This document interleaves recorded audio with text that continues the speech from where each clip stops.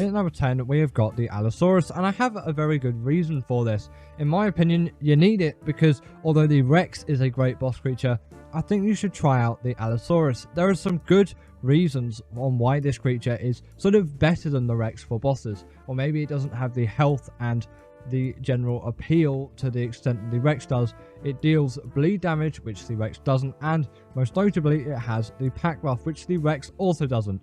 Compared to the Rex as well, it is much more mobile, which makes this thing an insanely nice creature to use compared to the Rex. If you've ever used a Rex in Ark, you know how horrible they are to control and just how they go all over the place if you get them to follow you. In the tech cave, I usually go with a few allos in there, as you know, they sort of get around a bit more, and even if some of the Rexes do die, I have some of that allo support.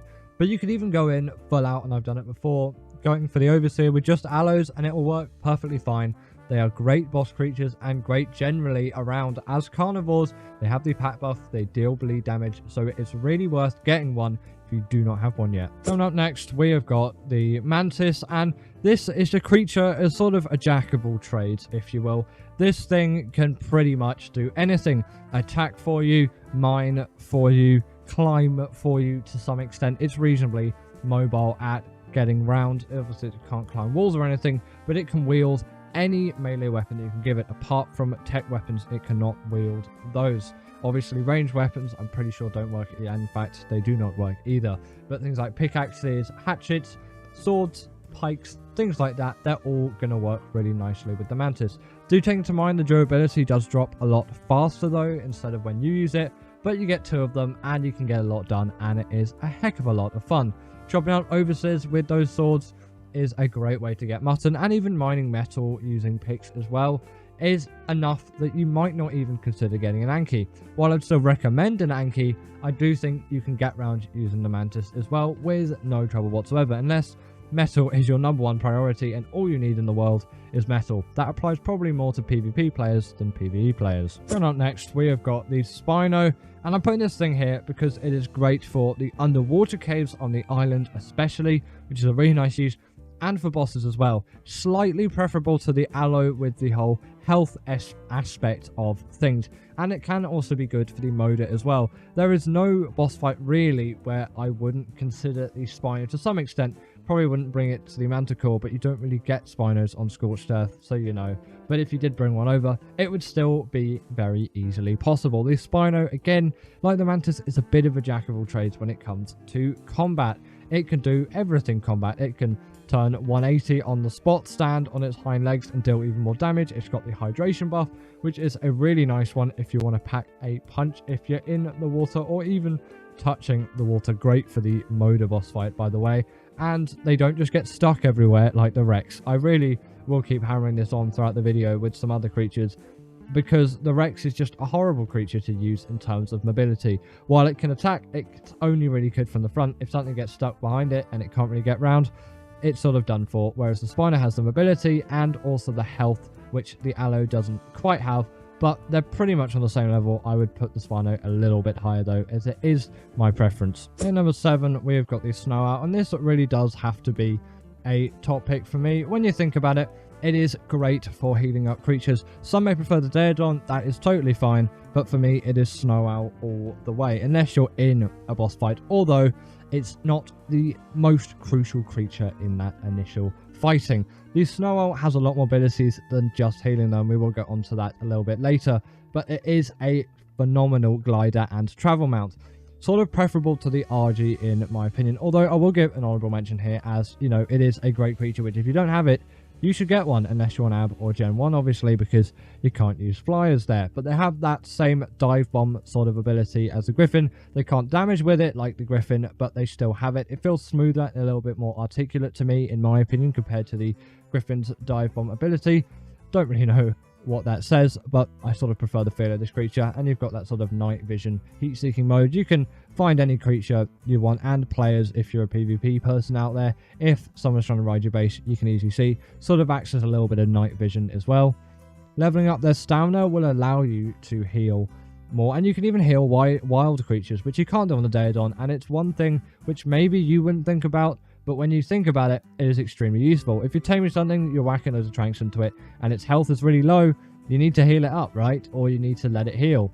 And letting it heal takes ages, so you might as well just heal it up with the snow owl. It really comes in useful, and the owl pellets are great with gachas as well. So they're great creatures, and they work really nicely with others too. Now we've got the Rhynio, and my opinion has grown on this creature as time goes on, but it really can do a lot, from picking up loads and loads of hot creatures, even up to the size of a Rex, you know, Parasauritheriums, all of that. There is a lot you can do with this creature for general transport.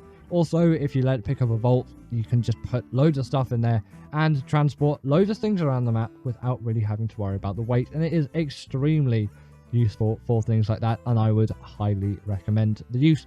Great for PvP as well, although possibly a little bit unpopular these days as it is a little overused, and the Pyromane's sort of taken over to my distaste, but I'm not an ASA player, so I will leave that out of this list entirely. My least favorite Ark creature, if you know, because you have to pay for it, and I am not willing to do that whatsoever. Rhynio are reasonably rare, which is their only real downside, and they sort of did rip off the tame method from the Reaper. But if you don't have one yet, and you have the island, which everyone does if you play an Ark, get yourself a Rhynio. They're not too difficult to tame, but you will just need the right preparation for it, but you should be fine. At number 5, we have got the Thyla, and this is sort of a must-have for me to some extent. The creature at number 3 is slightly preferable, but if you have the island, again, get yourself a Thyla. They are insanely useful for traveling and transporting around the map. It is a great one to have, and if you do not have one, I would strongly recommend getting yourself one. There is no trouble or no problem whatsoever in getting yourself a Thyla. If you have a reasonable trap and you look out when you go into the redwoods, you should have no troubles taming one. They aren't too difficult if you prepare for it, and they are great at running around the map, climbing around so they deal bleed damage. Sadly, they aren't allowed into bosses, but for everything else, they really do work very nicely as general tames to have, and they're great for any sort of transport needs that you could possibly want on land in Ark. So they are great if you've never got one, or you've never tamed one before. If you don't have one at the moment, pick up yourself a Thyla at the earliest opportunity. The Yutyrannus is one of those where you really can't compromise with it. It is an insanely great creature for bosses with that ability, which we all just absolutely love, which is the fact that you can buff your own creatures while debuffing the enemy as well. And I don't mean the fear roll from that. Obviously, the courage will give you 25% damage boost with 25% damage reduction, which is just really nice, and damage reduction for, you know, the things dealing damage to you, of course. On top of that, they're pretty decent at dealing damage and going around the map with. You should have no real troubles or issues using one of these things around the map. They work quite nicely in the place of what you use a Rex for, apart from in boss fights, and you can even just use Yuties in boss fights if you want. A bit of an unpopular opinion, and I'm not sure many people do it, but it does definitely work. They are versatile, nice, easy to use, just great carnivores, and that ability is fantastic. The fear roar doesn't really work in boss fights so much, as, you know, the bosses aren't affected by the fear roar, but still, for some other creatures that are small and getting in the way, especially players trying to raid your bases on Pteranodons, for you PvP players out there, the fear roar can become incredibly useful. The Shadowmane is in at number 3, and it really does have to be one of those where if you have a Shadowmane, you don't really necessarily need a Thyla, and although it does not deal the bleed ability, it has the hydration buff and is great underwater, which the Thyla, of course, isn't. It also has a little bit more mobility than the Thyla, being able to jump incredible distances, which simply would not be possible on a Thyla, and they can charge their damage up over time and deal even more. On top of that, when a male and female are present, it can go invisible, which is just a nice extra ability to have.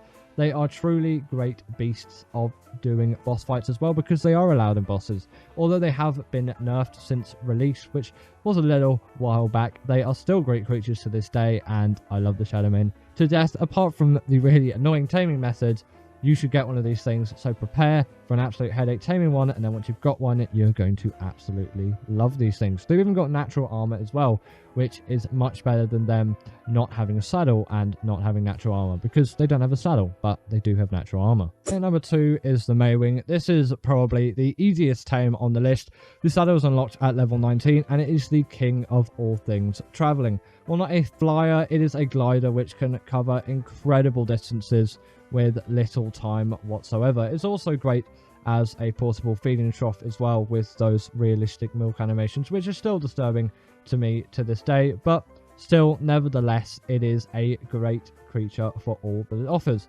It is insane that you can have a creature of this caliber at such an early level and with such an easy tame method. A simple knockout and you can just use some signs to trap it in place. Or you can use a net gun if you want to be a little bit more proficient, but the sign method works fine and you can get those much before you get the net gun, and it is much cheaper. As you can see, these things just go so fast. And on top of all of this, they can gather berries as well, which is a nice little extra, and sort of at the moment they are my main berry gatherer, because when I go out it's really nice, easy and convenient to get berries with these things. Now, you must know me by now. In at number 1 is the Deinonychus. For me, this creature tops any other which you could possibly need. It is great in boss fights and can even deal bleed damage to boss fights, which creatures like the Allo simply can't, and it can latch onto them and do all kinds of things. It has the pack buff too, which is a lovely buff, especially in a boss fight, because you're definitely going to have more than 3 of these things. And here's that bleed damage in action. It is insane at what these things can do. They take no fall damage too, which is a really nice bonus for these creatures to have, and I truly love them for it. It's convenient when traveling around, as you don't have to worry about taking said fall damage. They're also pretty speedy creatures on top of all of that, and they have a little glide as they fall too, so they don't just fall incredibly quickly, which is the reason why they don't take fall damage, of course. But it's nice that all of that is included. But yeah, incredibly fast, zippy creatures. They can even do all kinds of parkour, and obviously the Thyla can climb up trees and vertical surfaces and walls and whatever, but so can the Deinonychus, and I love how it does all of that, and it is truly great for all that it offers. I cannot hammer it enough that the Deinonychus is like my favorite Ark creature. If you do not have a Deinonychus, get yourself a Deinonychus. They are so good for general travel, getting around, and most importantly, boss fights, which sort of are the most important things in Ark, as it is what you need to do to complete the game. But if you've never got yourself a Deinonychus, get yourself one, because you really do need to get one. And give it up for our patrons, Ekaterina Puchkova and Karina Thorne, Dominic Maciejewski, sorry about that name, and everyone else that's on this list. All the people I've mentioned are paid members, and if you feel like that's something you want a shout out at the end of the video, go join the Patreon or become a paid YouTube member.